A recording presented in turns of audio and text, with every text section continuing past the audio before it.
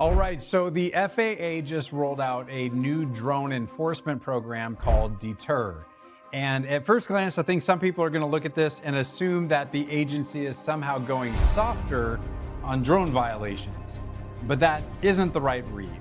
The real story is that the FAA had already gotten tougher in 2026, and DETER is really what comes after that. This isn't some kind of forgiveness program. It's a faster enforcement pathway for a narrower category of first-time drone cases. And if you take that deal, you're admitting liability and giving up your appeal rights in exchange for a quicker, reduced penalty. So stick around and we'll break it all down and get into it.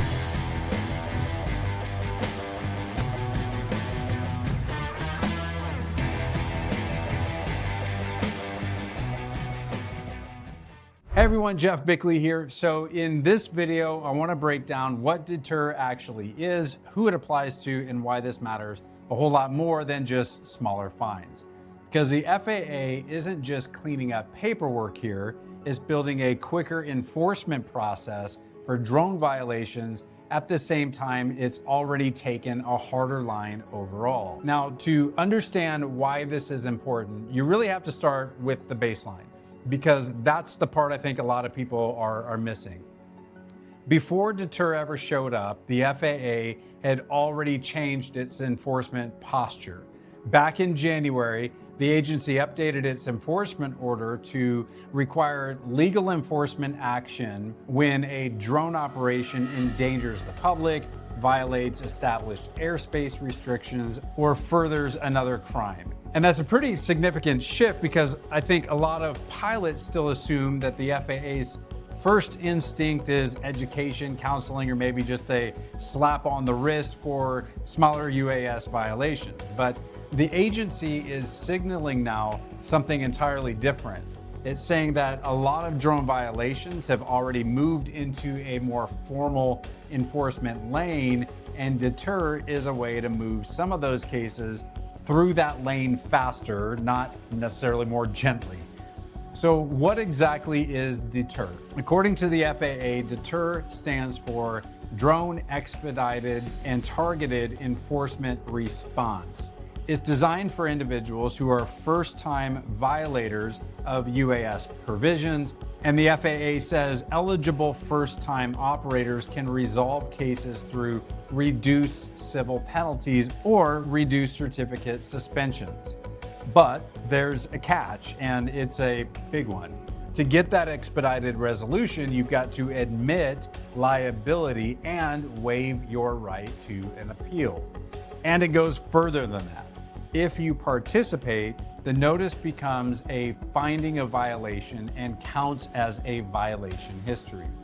You also waive your rights to appeal or seek further review, agree not to challenge the debt, and agree not to bring certain claims arising out of the matter. Then you've got 10 days to pay, surrender your certificate if required, and complete any corrective action. So again, I don't really think the right way to frame this is that the FAA is cutting pilots a break. In fact, I think that a better way to think about this is that the FAA is offering some first-time offenders a faster off-ramp, but only if they take the hit immediately and stop fighting.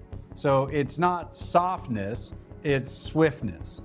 Now, DETER doesn't apply in every circumstance. The program explicitly doesn't apply to alcohol or drug-related offenses, weaponized drones, operations tied to unrelated criminal activity, temporary flight restriction violations under Part 91.141, especially egregious conduct or operations showing a lack of qualifications to hold a remote pilot certificate. Those cases stay on the regular, harsher track. And that tells you, I think, a lot about what the FAA is actually doing here. The agency isn't replacing tough enforcement. It's separating the easier cases from the bigger ones. Minor first-time operational cases may get pushed through faster. Serious conduct still going to be treated like serious conduct. And the FAA still keeps full discretion over whether to offer deter at all. There's also a timing angle here that I think is worth paying attention to. The FAA says the program will support enhanced enforcement around high visibility events, including the FIFA World Cup matches this summer, and that law enforcement partners will be able to notify the agency of drone violations in real time. So this isn't just some internal policy memo sitting on a shelf. It's meant to make enforcement more operational and more immediate in places where the FAA expects high drone activity and a lot of public attention. And that's where operators really need to pay attention, because even outside of deter, the FAA has already made clear that unsafe or unauthorized drone operations can bring civil penalties up to $75,000 per violation, and the agency can suspend or revoke pilot certificates as well. So the enforcement backdrop here is already real before deter even enters the picture. So what's the practical takeaway? If you're a drone operator, deter shouldn't make you feel safer about violating the rules. If anything, it should make you realize that the FAA is trying to shorten that distance between getting caught and facing the consequences. Yes, some first-time cases may get reduced penalty, but the trade-off is immediate liability, a violation record, no appeal, and very little room to maneuver after the fact. And for the industry more broadly, I think the bigger signal is even more important. The FAA is moving towards a world where drone enforcement isn't just restrictive and slow. It's becoming more integrated with law enforcement, more focused around high visibility events, and more willing to push cases directly into legal enforcement instead of treating them like simple compliance issues. And that's a meaningful shift in the operating environment. So the bottom line is this: deter isn't the FAA going soft on drone pilots. It's the FAA making some minor first-time enforcement cases move faster after already getting tougher overall.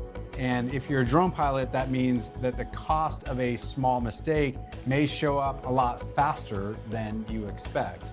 And if you're flying anywhere near sensitive venues or high visibility events this year, that matters even more. If this kind of breakdown is helpful, make sure that you subscribe, turn on notifications, and follow along, because in this industry, policy changes rarely matter only on paper. They change how people fly, how agencies enforce, and how risk shows up in the real world.